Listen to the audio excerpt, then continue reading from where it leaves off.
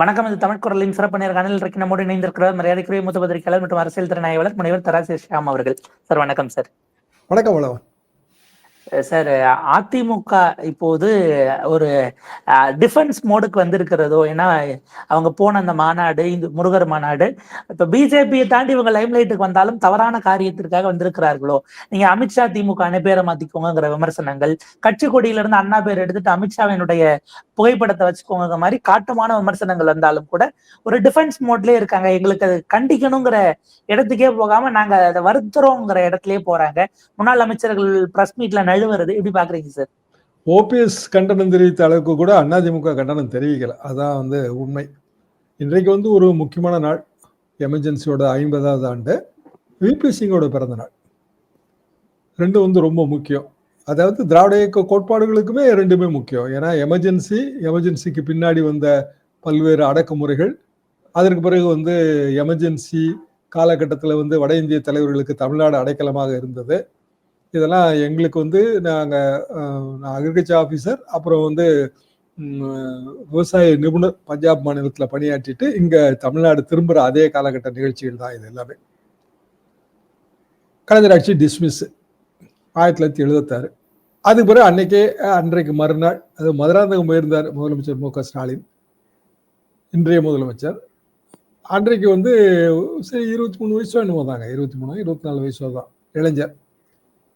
அவரை கைது பண்ணணுங்கிற அவசியமே இல்லை. ஏன்னா மிசாவுக்கும் அவருக்கும் எந்த சம்பந்தமும் கிடையாது. ஆனாலும் அவரை கைது செய்தார்கள். கலைஞர் அனுப்பி வைத்தார்.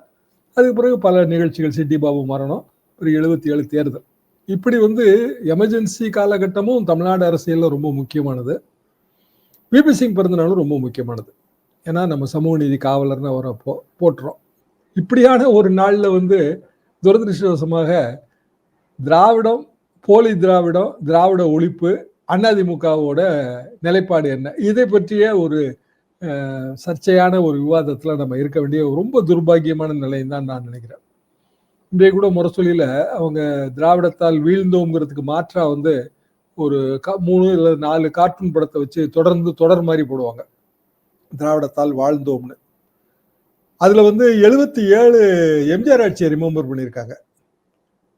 எப்படின்னா, பிரபுதாஸ் பட்வாரின்னு நினைக்கிறேன், அவர் கவர்னர் உரை ஆற்றாரு, அவர் படம் போட்டிருக்காங்க. அப்புறம் கலைஞர் பேச்சு, கலைஞரோட படம் 2 படம் வச்சிருக்காங்க. அதுக்கு பிறகு நேருவின் உறுதிமொழியை சட்டமாக்கணும்னு மீண்டும் வலியுறுத்தணும்னு முதலமைச்சர் எம்ஜிஆரை எதிர்கட்சி தலைவர் கலைஞர் கேட்டுக்கிற மாதிரி 2 படம்.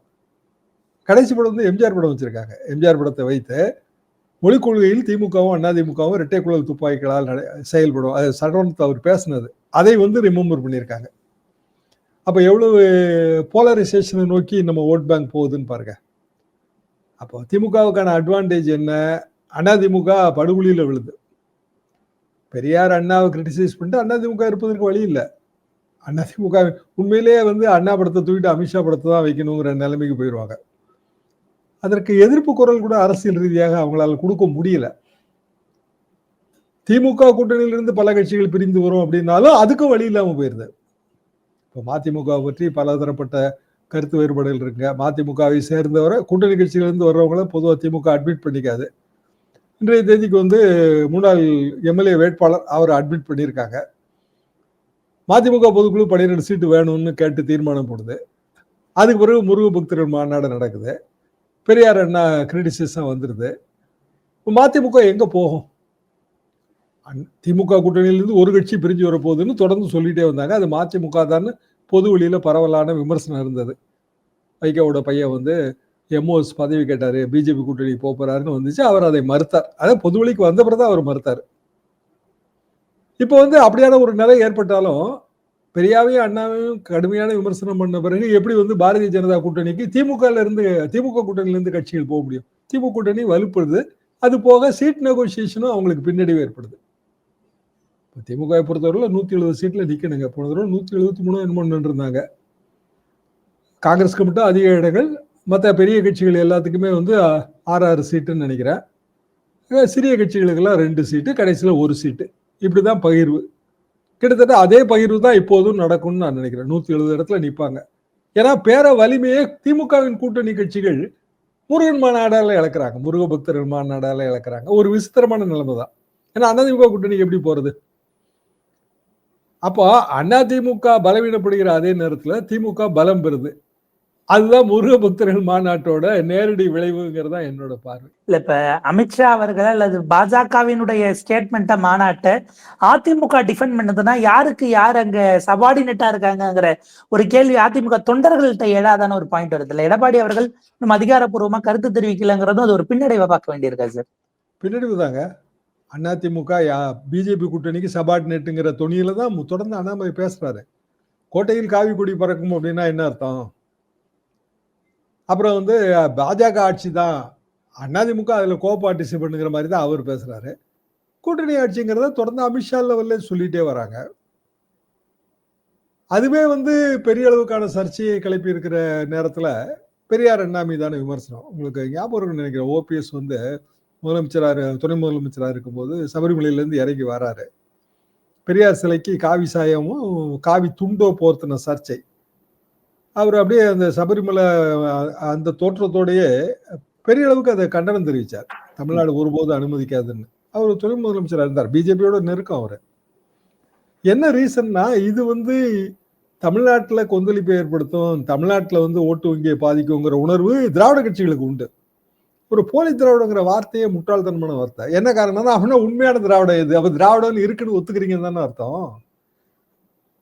ஏதோ ஒண்ணு நகல்னு நீங்க சொன்னீங்கன்னாலோ போலின்னு சொன்னீங்கன்னாலோ ஒரு அசல் இருக்கு. அது கடவுள் பற்றிய வாதங்கள் அதை சொல்லுவாங்க. கடவுள் இல்லைன்னு சொன்னா கடவுள் இருக்காருன்னு தானே அர்த்தம். அப்போ போலி திராவிடம் சொன்னா திராவிடம் இருக்கு, திராவிடமே இல்லைங்கிறதானே பிஜேபி தொடர்ந்து சொல்லிட்டே வர்ற விஷயம். அப்ப எது போலி திராவிடம், எது உண்மையான திராவிடம்?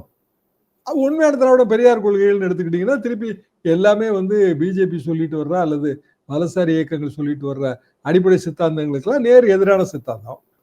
அப்ப நேர் எதிரான சித்தாந்தத்துக்கு ஒரு ஓட்டு, அடிப்படைவாதத்துக்கு ஒரு ஓட்டு கிரியேட் பண்ண பிஜேபி முயற்சிக்குது. அது அவங்களோட உரிமை. இப்ப 2 ஓட்டு வங்கியும் மோதும் போது அதிமுகவோட ஓட்டு வங்கி என்ன ஆகும்? அதிமுகவோட ஓட்டு வங்கி தானே இல்ல தேய்மானம் என்ன? அது இல்லாமலே போயிருங்க. அதிமுகவில் இருக்கிற திராவிட ஓட்டு வங்கி இல்லாமலே போயிடும்.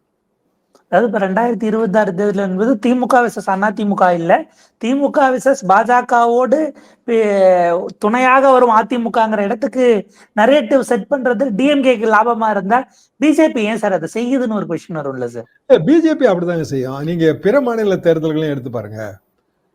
பாரதிய ஜனதாவை பொறுத்த வரைக்கும் ஆர்எஸ்எஸ் தாய் ஸ்தாபனம். ஆர்எஸ்எஸ் என்ன கொள்கையோ அதுதான் பாரதிய ஜனதாவோட கொள்கை.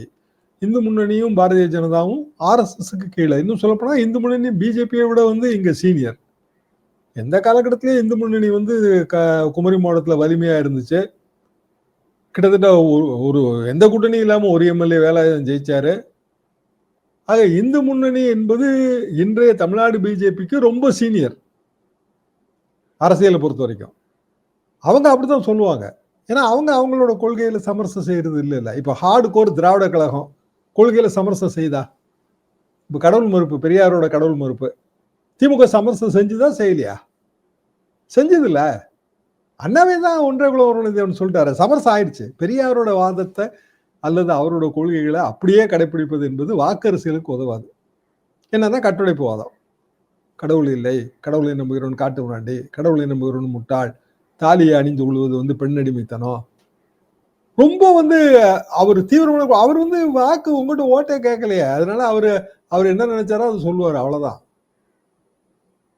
ஆனா வாக்கரசியலுக்கு வந்தோடனே எல்லா கட்சிகளும் சமரசம் பண்ணிடுச்சு. எம்ஜிஆர் உட்பட, ஜெயலலிதா உட்பட, கலைஞர் உட்பட, அண்ணா உட்பட.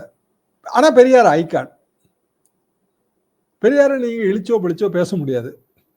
இதே மாதிரி நீங்க வந்து ஐகானிக் லீடர்ஸ் நிறைய பேர் இருப்பாங்க தமிழ்நாட்டிலே. காமராஜர், பசுமன் தேவர், ஐகானிக் லீடர்ஸை நீங்க வந்து உங்களுக்கு அரசியல் வேறுபாடு இருக்கிறதுனால அவர்களை நீங்கள் பழிப்பதுல வந்து அர்த்தம் இல்லை. அது வந்து உங்களுக்கு ஆன்டியா தான் முடியும். ஏன் வந்து பிஜேபி அப்படி செய்யுது, ஏன் ஆர்எஸ்எஸ் அப்படி செய்யுதுன்னா அவங்க ஒரு புது ஓட்டு வங்கி இங்க கட்டமைக்க முயற்சிக்கிறாங்க. எல்லாமே ஐகானிக் லீடர்ஸுக்கு எதிரான ஓட்டு வங்கியாக. அப்போ எமர்ஜென்சி இன்னைக்கு வந்து 50வது ஆண்டு. ஆனா யாரை வந்து பிஜேபி வந்து அட்டாக் பண்றாங்க? இந்திரா காந்திய. அப்ப இந்திரா காந்தியோட வெற்றிகள் அதெல்லாம் கணக்குல இல்லையா? மன்னர் ஒழிப்பு வெற்றி இல்லையா 1970கள். ஆனா அது பிஜேபிக்கு அது பிடிக்காது. ஏன்னா அது வந்து வலதுசாரி கொள்கை. மன்னர் ஒழிப்பு அந்த காலத்துல ஏத்தாங்களே. இல்ல வங்கதேசம் பிரிக்கிறதுக்கு முந்தி, வங்கதேச போர் 71. அதுக்கு முந்தி வந்து மன்னர் ஒழிப்பு 14 பேங்க் நேஷனலைசேஷன் அது வந்து ஃபெயிலியர் ஆகுது. இது பார்லிமெண்ட்ல நிறைவேற்ற முடியல. அதுக்கு பிறகு அவங்க தேர்தல் அனௌன்ஸ் பண்றாங்க. வங்கதேசத்தை பிரித்த பிறகு வங்கதேசத்தை பிரிக்கும் போது இந்தியாவின் துர்கைன்னு வாஜ்பாய் பாராட்டுறாரு இந்திரா காந்தி அம்மையார் நாடாளுமன்றத்துக்குள்ளேயே உள்ளேயே. அது பிறகு 71 தேர்தல் வெற்றி. அப்புறம் எமர்ஜென்சி 75 ஜனவரி மணிக்கணும் ஜூன் மாதம் 25ஆம் தேதி. எமர்ஜென்சிக்கு பிறகு இந்திரா காந்தி பதவி இழந்து மீண்டும் 80ல வெற்றி பெறாங்க. சோ அரசியல் ரீதியாக இந்திரா காந்தி அம்மையார் செய்த எமர்ஜென்சி தவறை மக்கள் மன்னித்து விட்டார்கள். இங்கே கடற்கரை மன்னிப்பு கோரினாங்க. இங்கே கடற்கரை கூடத்துல மன்னிப்பு கோரினாங்க எமர்ஜென்சி எக்ஸஸுக்கு. சஞ்சய் காந்தி இறப்பு. அதுக்கு பிறகு எமர்ஜென்சியை நம்ம ஏன் நினைவு கூறுறோம்னா இனிமேலும் இந்தியா வந்து அப்படியான ஒரு ஜனநாயக விரோத போக்கை கையாளக்கூடாதுங்கிறதுனாலதான் நினைவு கூறுறோம். அதுக்கு முந்தைய 2 எமர்ஜென்சி வந்திருக்குங்க. அதை யாருமே பேச மாட்டேன்றாங்க. 62 ஒரு எமர்ஜென்சி, நேஷனல் எமர்ஜென்சி, சீனா போரோட. அதே மாதிரி வங்கதேச போரோட ஒரு நேஷனல் எமர்ஜென்சி. இந்த எமர்ஜென்சியை ஏன் கண்டிக்கிறோம்னா அதுல எல்லாம் வந்து பத்திரிகை சுதந்திரமோ தனிமனித சுதந்திரமோ அரசியல் சுதந்திரமோ எடுக்கப்படலை.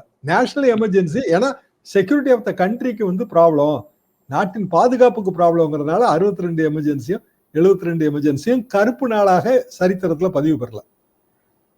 அதுக்கு பிறகு 75 எமர்ஜென்சி இந்தியா சந்திச்ச 3வது எமர்ஜென்சி. இந்த 3வது எமர்ஜென்சிக்கு நிறைய பொருளாதார நெருக்கடிகள் காரணம். பாகிஸ்தான் போருங்க, அதுக்கு முன்பு இப்பவும் பாகிஸ்தான் போர். அதுக்கு பிறகு அப்பவும் வந்து ஆயில் நெருக்கடிங்க. நாங்க ₹1.10 பெட்ரோல் போட்டு இருந்தவங்க லிட்டரு. நான் மோட்டார் சைக்கிள் ஃபர்ஸ்ட் வாங்கும்போது ₹1.10 1.30 ஆச்சு, 1.70 ஆச்சு. 70களில் வந்து டக்குன்னு ₹3 மாத்துறாங்க. லிட்டரு ₹3. அவ்வளவுதான். லிட்டரு ₹3 அப்படின்னு வெறுப்பு வந்துருச்சு. அதுலயே என்னன்னா பெரிய அளவுக்கு எரிபொருள் விலை ஏறும்போது எல்லாமே ஏறிடுது. விலைவாசி பாதிப்பு, பற்றாக்குறை. இவ்வளவு ஒரு நெருக்கடியான சூழ்நிலையில தான் ஜெயபிரகாஷ் நாராயணனோட பல்வேறு போராட்டங்கள், ரயில்வே ஸ்ட்ரைக்கு, இந்திரா காந்தி அம்மையாருக்கு எதிராக அலகாபாத் ஹைகோர்ட் தீர்ப்பு, அதுதான் பிரதானமா பேசப்படுது. பொருளாதார காரணங்கள் பிரதானமா பேசப்படலை. எல்லாத்தையும் சேர்த்து தான் எமர்ஜென்சி. எமர்ஜென்சிக்கு பிறகு 20-22 மாதங்களுக்கு பிறகு தேர்தல் அறிவிப்பு, இந்திரா காந்தி அம்மையார் தோல்வி. இதுதான் அந்த வரலாறு. எமர்ஜென்சியில் என்னெல்லாம் நடந்ததோ அது இப்போ 11 வருஷமா நடந்துட்டு இருக்குல்ல இந்தியாவில். எத்தனை பத்திரிகையாளர்கள் சிறையில் இருக்காங்க. இப்போ அதே மாதிரியான பாகிஸ்தான் யுத்தம். ஆனால் நம்ம டிசைடு ஆப்ஜெக்டிவ் அட்டைன் பண்ணோமா? இந்திரா காந்தி அம்மையாரோட ஆப்ஜெக்டிவ் பாகிஸ்தானுக்கு பாடம் கற்பித்தல். வங்கதேசம் பிறந்தது. இப்பவும் ஆப்ஜெக்டிவ் பாகிஸ்தானுக்கு பாடம் கற்பித்தல். ஒண்ணுமே நடக்கல. ட்ரம்ப் நான் தான் சீஸ்ஃபயர் கொண்டு வந்தேன்றாரு. இப்போ அவர் தான் இப்பவும் வந்து இஸ்ரேல் ஈரான் போர்லையும் நான் தான் அவர் சீஸ்ஃபயர் நாயகனா இருக்காரு. நம்ம ஏன் வந்து அதுக்கு ஒத்துக்கிடணும்? பாகிஸ்தானை நம்ம அடிச்சு நொறுக்கிட்டோம்னா உண்மையான ஆப்ஜெக்டிவ் நம்ம என்ன செஞ்சிருக்கணும்? பாகிஸ்தான் ஆக்குபைடு காஷ்மீர் நம்ம எடுத்திருந்தா போர் வந்து நமக்கு சாதகம்னு நம்ம எடுத்துக்கிடலாம். இப்பவும் வந்து ஆயில் கிரைசிஸ் வந்துச்சுங்க. அது என்ன ஆகும்னு தெரியல. அடுத்த சில தினங்களுக்கு நம்ம வேர்ல்டு வாட்ச்ல நம்ம இருக்கணும். அப்போ எமர்ஜென்சி காலத்துல என்னெல்லாம் நடந்ததோ அது இப்போ 11 வருஷமா நடக்கு. அப்போ வந்து ஒரு 20-21 மாசமா நடந்ததுதான். இன்னைக்கு கூட ஒரு டிஎம்சி எம்பியோட ட்வீட் அதுல பார்த்தேன். ரெண்டையும் கம்பேர் பண்ணி. கரெக்ட் அது. இதை திருப்பி நம்ம ஏன் நினைவு கூறுறோம்னா வரலாறு சில பாடங்களை விட்டு செல்கிறது. அதே மாதிரி தமிழ்நாடு அரசியல்ல வரலாறு விட்டு சென்ற பாடங்கள் எதெல்லாம்? பெரியார், அண்ணா போற்ற தகுந்த தலைவர்களை எல்லாம் இழித்தும் பழித்தும் பேசுதல். இது வந்து ஒரு பக்கம் ஓட்டை கொண்டு வந்து சேர்த்துரும். அந்த ஒரு பக்கம் எதுவா இருக்கும்னா திமுகவா தானே இருக்கும். அதிமுக கடுமையான எதிர்வினை ஆற்றாமல் இருப்பது திமுகவுக்கு லாபம். அதிமுக இருந்து சில ஐகானிக்கான லீடர்ஸ் இருப்பாங்க. இப்போ எடப்பாடி பழனிசாமி அவர்களுக்கும் இந்த தலைவர்களுக்கும் பெரிய அளவுக்கு கருத்து ஒற்றுமை இல்லைங்கிற பேச்சு வெளியில அடிபடுது. உதாரணமா எம்ஆர் விஜயபாஸ்கர் அவருக்கு எடப்பாடி பழனிசாமிக்கு இடையில முட்டல் மோதல் இருக்குன்றாங்க. பல தலைவர்கள் இருப்பாங்க. ஆனா அவங்களுக்கு திராவிட இயக்கத்துக்கு வரணும்னா அதிமுக விட்டா திமுகவுக்கு வரணும். அப்ப திமுக எத்தனையோ தலைவர்கள் திமுக இன்னைக்கு இருக்கவங்க அதிமுக இருந்து வந்தவங்க தானேங்க. அது ஒன்றும் புதுசு இல்லை. ஆனா அதுக்கான ஒரு காரணம் தேவை, வலிமையான காரணம் தேவை. அந்த வலிமையான காரணத்தை தெரிந்தோ தெரியாமலோ முருகன் மாநாடு கொடுத்து விட்டது. உங்களுடைய விரிவான உரையாடலுக்கும் நேருக்கும் கருத்துக்களுக்கும் மிக நன்றி சார்.